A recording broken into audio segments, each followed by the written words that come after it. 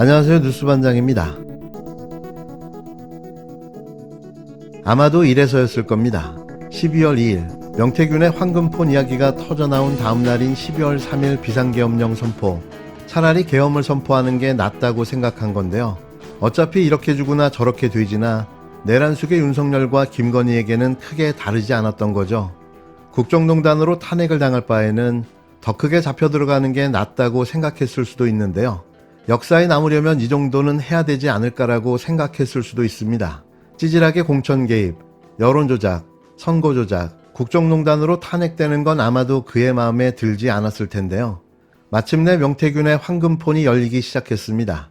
쉽게 말해 판도라의 상자가 언박싱 된 건데요. 첫 번째 터져나온 놀라운 녹취가 모두를 또 한 번 경악케 했습니다. 다시 한 번 더 그 부분과 관련해서 네. 확인을 하겠다, 지시를 하겠다. 실명이 나옵니다. 그 실명이 누굽니까? 윤상현입니다. 그들은 공관위원이 아닙니다.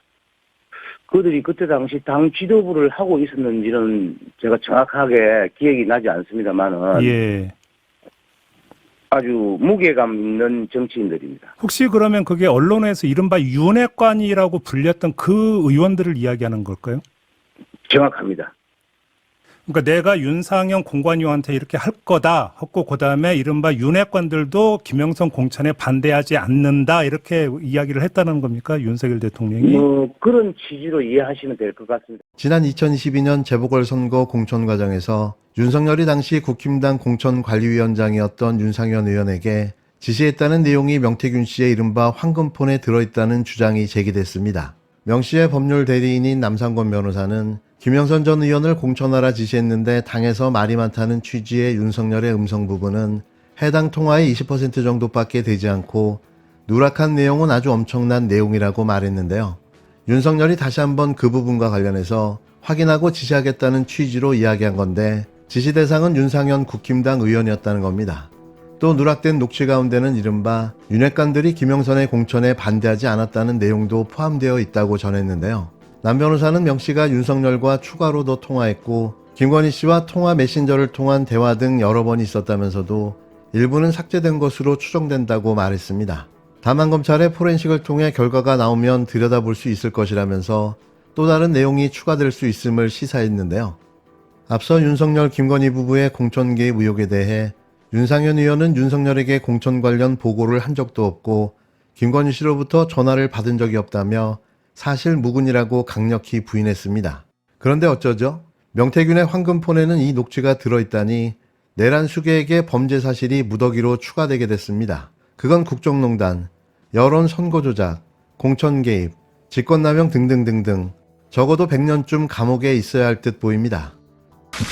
국민의힘 당대표직을 내려놓습니다. 최고위원들의 사퇴로 최고위가 붕괴되어 더 이상 당대표로서의 정상적인 임무 수행이 불가능해졌습니다. 이번 비상계엄 사태로 고통받으신 모든 국민들께 진심으로 죄송합니다. 아무리 우리 당에서 배출한 대통령이 한 것이라도 2024년 선진국 대한민국의 계엄이라니 얼마나 분노하시고 실망하셨겠습니까? 탄핵으로 마음 아프신 우리 지지자분들께 많이 죄송합니다. 탄핵이 아닌 이 나라의 더 나은 길을 찾아보려 백방으로 노력했지만 결국 그러지 못했습니다. 예상했던 대로 16일 한동훈 대표가 사퇴했습니다. 윤석열 탄핵소추 후폭풍으로 사퇴 압박을 받아온 국힘당 한동훈 대표가 결국 대표직을 사퇴했는데요. 더 버틸 것 같았지만 그렇지 못했습니다. 현재 당권을 장악하고 있는 내란의 힘당 의원들 다수가 그의 선배인 검찰 출신이기 때문인데요. 알아서 긴 거죠. 한동훈 전 대표는 국민과 지지자들께 죄송하다면서도 탄핵 찬성을 후회하지 않는다고 말했는데요. 하나만 한 소리를 사퇴 기자회견에서까지 밝힌 겁니다. 국힘당 한동훈 대표가 내란 숙의 윤석열의 탄핵 소추 이후 당 최고위원회가 붕괴돼 더 이상 정상적인 임무 수행이 불가능해졌다며 당 대표직을 사퇴했는데요. 실상은 그게 아니죠. 좀 전에 말씀드린 대로 찐윤들이 장악한 당내에서 더 버틸 수가 없었던 겁니다. 한 대표는 국민들께 또 지지자들께 죄송하다며 두 차례 허리를 숙여 인사하면서도 탄핵 찬성의 뜻을 밝힌 것은 후회하지 않는다고 말했는데요. 만일 그걸 반대했다면 국민들 손에 의해 끌려 내려왔을 겁니다. 차라리 당에서 축출당하는 게 나은 건데요.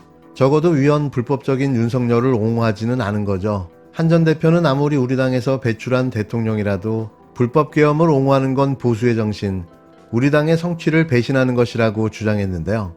또 윤석열의 담화를 비판한 듯 부정선거, 음모론이나 극단적인 유튜버의 잠식당해서는 안 된다고 말하며 비상계엄이 잘못됐다고 해서 더불어민주당 이재명 대표의 범죄 혐의가 정당화되는 건 아니라고 이재명 대표를 물고 늘어졌습니다.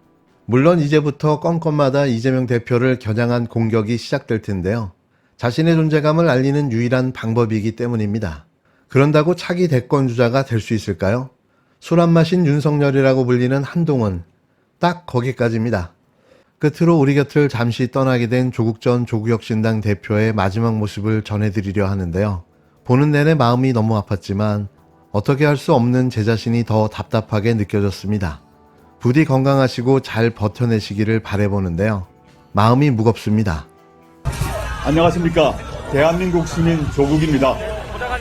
멀리까지 찾아와 주셨습니다. 고개 숙여 감사 인사드립니다.